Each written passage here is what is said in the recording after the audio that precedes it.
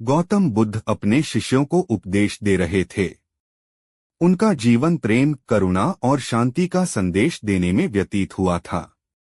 एक दिन जब बुद्ध एक छोटे से गांव में उपदेश दे रहे थे, उन्होंने कहा, क्रोध ऐसी अग्नि है जिसमें क्रोध करने वाला स्वयं भी जलता है और दूसरों को भी जलाता है। बुद्ध की ये बातें सुनकर वहां उपस्थित लोग गहरे ध्यान में खो गए थे, लेकिन कुछ लोग ऐसे भी थे जिनका मन अशांत था।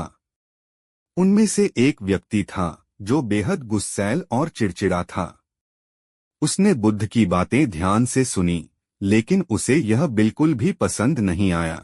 वह अचानक खड़ा हो गया और कठोर शब्दों में बोलने लगा, तुम पाखंडी हो।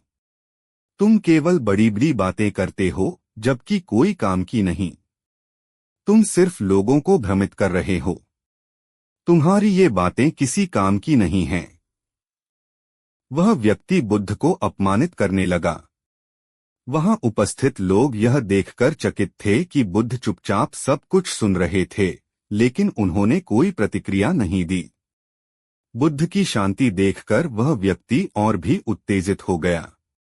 वह उनके पास गया और क्रोध में आकर उनके चेहरे पर थूक दिया, फिर बुरी तरह गुस्से में वहां से चला गया।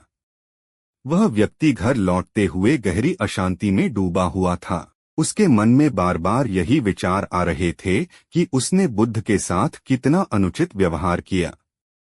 धीरे धीरे उसका क्रोध ठंडा हुआ और उसे अपने किए पर पछतावा होने लगा।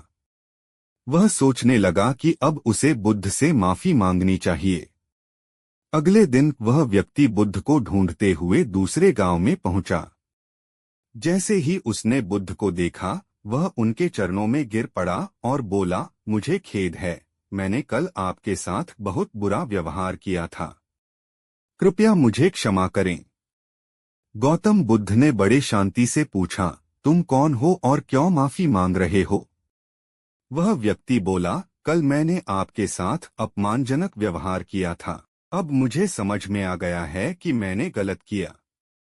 बुद्ध हंसते हुए बोले, बीता हुआ कल मैं वहीं छोड़ आया हूँ और तुम अभी भी उसी बीते हुए कल में फंसे हुए हो। तुम्हें अपनी गलती का एहसास हो गया है और तुमने उसे सुधारने का प्रयास किया है, यह सबसे महत्वपूर्ण है। अब तुम निष्कलंक हो। तुम्हारे पश्चाताप ने तुम्हें पवित्र बना दिया है। बुद्ध ने फिर समझाया, बुरी बातों को याद करके हम अपने वर्तमान को बर्बाद कर लेते हैं और यही आदत हमारे भविष्य को भी अंधकारमय बना सकती है। इसलिए हमें बीते हुए कल की बुरी यादों को छोड़कर आगे बढ़ना चाहिए।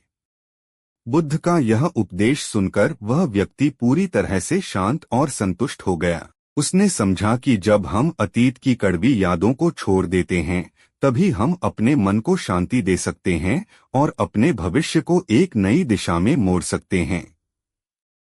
यह कहानी हमें यह सिखाती है कि अतीत की नकारात्मकता में फंसे रहना सिर्फ हमारे वर्तमान को ही नहीं, बल्कि हमारे भविष्य को भी अंधकारमय बना सकता है। क्रोध और अपमान से हमारी मानसिक ऊर्जा नष्ट होती है, जबकि क्षमा, आत्मसमर्पण और शांति हमें जीवन की सच्ची दिशा दिखाते हैं।